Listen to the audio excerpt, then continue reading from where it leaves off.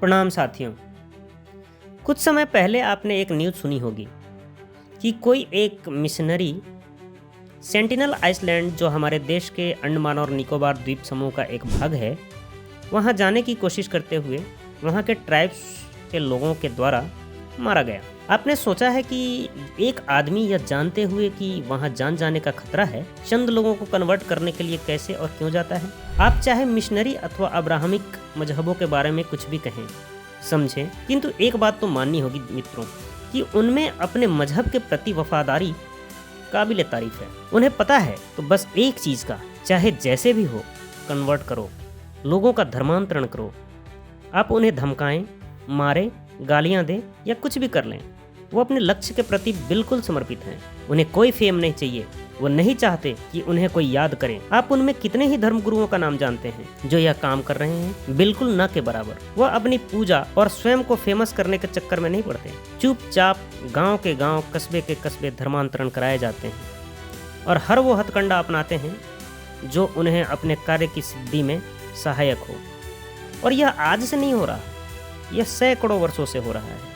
Rural areas में जाकर देखेंगे आप, अफ्रीका के, वहाँ भी कन्वर्ट हो चुके लोग। वो अपनी इंडिजीनियस जो रिलीजन है, जो पंथ है, जो मान्यताएं हैं, उनको छोड़ चुके। आज हमारे देश के कई राज्यों में इन धर्म के मानने वालों की संख्या लगातार बढ़ रही है और कई राज्यों में तो उन्होंने स्थानीय या मूल धर्म को मानने वाले लोगों को सरपास तक कर दिया है। अब इनकी तुलना हिंदू संतों एवं ध्वजवाहकों से कीजिए। ज़्यादातर स्वयं को ग्लोरीफाई करने में लगे मिलेंगे। कई लोग तो ईश्वर की पूजा छोड़ स्वयं की पूजा कराने में ज़्यादा व्यस्त हैं। आप किसी हिंदू देवी देवता को कुछ भी भला बुरा कह लें, कोई कुछ नहीं कहेगा। वहीं किसी एक धर्म गुरु के बारे में कुछ कहकर दिखाएं, तुरंत ही लोग सड़कों पर निकल आएंगे और आंख मूंद कर अपने गुरु के बचाव में कुछ भी करने को तैयार हो जाएंगे। आपने कई ऐसी घटनाएं देखी होंगी।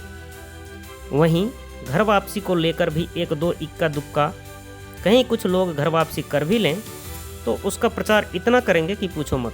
वो ऐसे व्यवहार करेंगे कि पता नहीं कितना बड़ा कार्य कर दिया है। जितने देर में दो चार लोग घर वापसी करते हैं, उतने देर में मिशनरी गांव के गांव कन्वर्ट कर लेते हैं, बिना शोर मचाए, बिना किसी ढोल तमाशे के। मुझे लगता है सनातन धर्म के सिमटने का मूल्य कारण इसका बाहर की ओर न खुलना है। अध्यात्म के लिए अंदर की ओर खुलना आवश्यक है, किंतु यह तभी संभव है जब बाहर शांति हो, और शांति बाहर की तरफ खुलने से ही आएगा। हमारे बड़े बड़े संतों की काफ़ी बड़ी फॉलोइंग है देश विदेश में, किंतु वह किसी को कन्वर्ट करने में विश्वास नहीं करते। बस बाबा जी की बातों को फॉलो करो और जो हो वहीं रहो। इससे उस एक इंसान को तो आप अफेक्ट कर सकते हैं, किंतु पूरे समाज और उनके आने वाले संततियों को प्रभावित नहीं कर पाते। उन्हें एक क्लियर रास्ता नहीं दिखा पाते। उन्हें हम कंफ्यूज करके छोड़ देते हैं। हिंदू धर्म जितना व्यापक, ओपन और उदार है, उसके पास पूरी अपॉर्चुनिटी है कि वह इसे विश्व भर में फैलाए, सिकुड़े नहीं। इसमें हमारे आध्यात्मिक योगियों, संतों एवं इन्फ्लुएंसर्स का बड़ा योगदान होगा, और यह तभी संभव है जब हम व्यक्ति पूजा न कर ईश्वर पूजा में विश्वास जताएं। हमारे लोगों को अब्राहमिक रिलीजन के लोगों से यह सीखना होगा। साथ ही हमारे व्यवसायी संपन्न लोगों को भी आगे आना होगा ताकि धर्म प्रचार में अर्थ की कमी न होने पाए।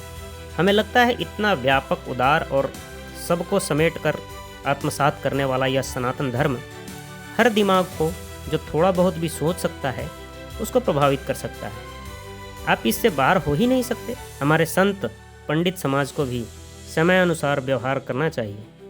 समाज के हर वर्ग से शिष्य बनाना चाहिए और उन्हें धार्मिक स्थलों पर योग्यता अनुसार उचित स्थान देना अति आवश्यक है। जातियाँ कर्मानुसार होनी चाहिए, जन्मानुसार नहीं। अतः हमारे गुरुजन हर वर्ग के योग्य युवाओं को प्रशिक्षित करें, उन्हें ज्ञान प्रदान करें और उन्हें अपना उत्तराधिकारी भी घोषित करें। हम जब अपनी धर्म की विशालता को देखते हैं तो अत्यंत ही प्रफुल्लित होते हैं। हम जब गणपति और दक्ष राजा के बारे में सोचते हैं कि महादेव ने अपने पुत्र को हाथी का सिर और ससुर को बकरे का सिर कैसे दिया, तो पाते हैं कि हमारे आराध्य भगवान शिव किसी जीव जंतु प्राणी में कोई भेद नहीं करते। उनके लिए एक मनुष्य और एक हाथी और एक बकरे में कोई फर्क नहीं है। उनकी दृष्टि में एक मानव, एक हाथी अथवा बकरा बिल्कुल ही समान है। हम अपने आराध्य का अनुसरण क्यों नहीं करते? मानव मानव में फर्क कैसे कर सकता है? फर्क जातियों एवं जीवों में नहीं, अच्छाई और बुराई में करनी चाहिए।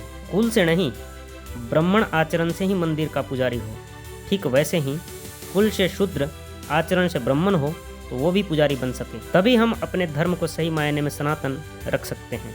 और सनातन का रहना इस धरा के हित में है, क्योंकि केवल यही वह धर्म है जो प्रकृति से अलग नहीं है। धन्यवाद मित्रों।